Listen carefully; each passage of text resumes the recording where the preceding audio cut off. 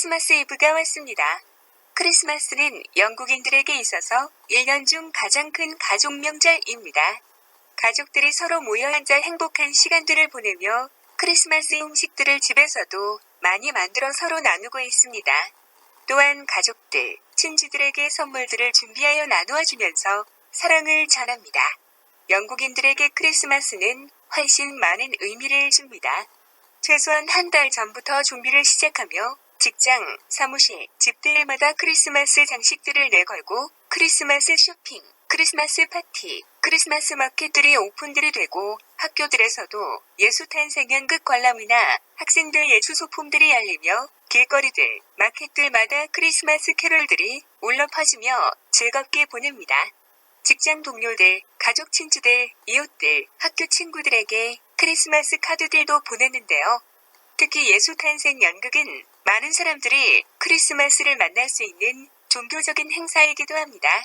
크리스마스 이브가 되면 모든 사람들이 가족들과의 오붓한 시간을 보내기에 기차, 슈퍼마켓 등 모든 가게들이 문을 닫습니다. 다음은 영국의 브렉시트 소식을 전해드리겠습니다. 20일 의회에서 유럽연합 탈퇴협정 법안 표결을 앞두고 토론이 시작하기 전 보리스 존슨 총리는 지난 3년간의 유감스러운 이야기는 끝내고 이제 앞으로 나아가자고 말했습니다.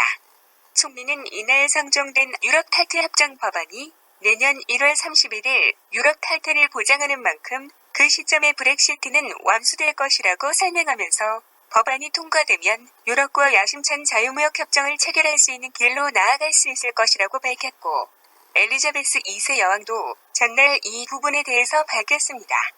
조기 총선으로 보수당은 하원에서 안정적 과반을 확보한 만큼 법안은 큰 문제 없이 표결을 통과할 것으로 전망이 되며 내년 1월 7에서 9일 사흘간 추가 토론 및 검증 과정을 거친 뒤 제3독회 표결을 하며 이마저 통과하면 상원으로 넘어갑니다.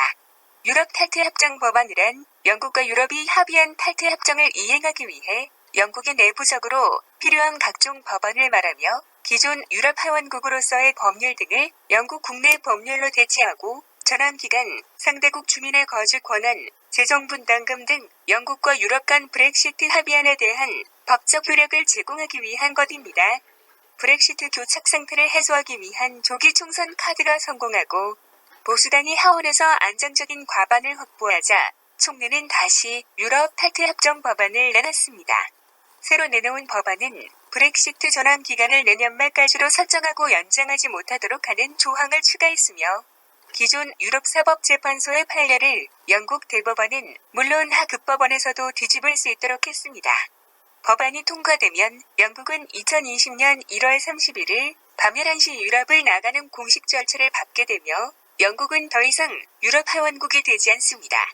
브렉시트가 이루어지면 첫째, 유럽과 영국은 협상 목표를 발표해야 하며 유럽은 협상 목표를 발표하는데 30일을 제공합니다. 둘째, 유엔 회원국은 2월 25일 협상에 동의할 것으로 예상되며 유엔 최고 협상가인 미셸 바니어와 유럽위원회 공무원에게 전달될 예정입니다. 셋째, 아일랜드 국경을 세우는 것에 관한 대화는 2월 1일부터 시작할 수 있습니다. 영국 및 유럽 대표의 특별위원회는 유럽 규칙에 따라 유럽을 떠나는 합의서 인부 아일랜드의 프로토콜을 구현하는 것에 대한 기술적 세부 사항에 동의하여 영국과 별도의 지위를 가질 수 있습니다. 만약 2020년 말까지 합의가 이루어지지 않으면 어떻게 해야 합니까? 정부는 7월 1일 이전에 1-2년 동안 전환기간 연장을 요구할 수 있는 선택권이 있습니다.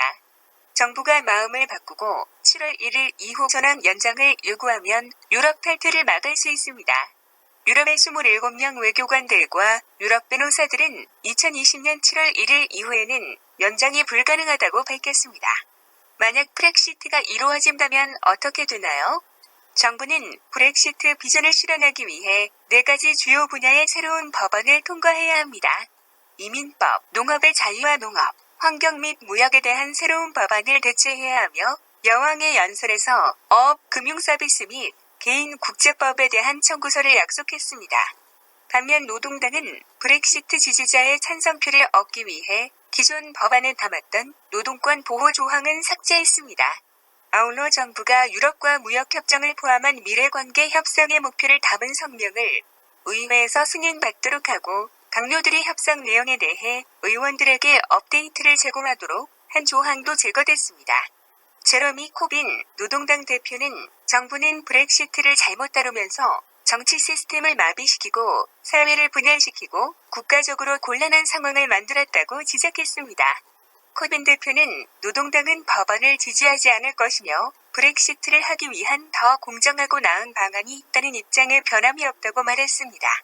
이언 블랙퍼드 스코틀랜드 국민당 하원 원내대표는 스코틀랜드는 점적으로 완전히 브렉시트를 반대한다면서 총리는 맹목적으로 자신의 브렉시트 합의안을 가지고 벼랑 끝을 향해 가고 있다며 이것은 우리를 더 가난하고 나쁜 상황에 남겨둘 것이라고 비판했습니다. 하지만 법안은 무난히 통과될 것으로 전망이 됩니다.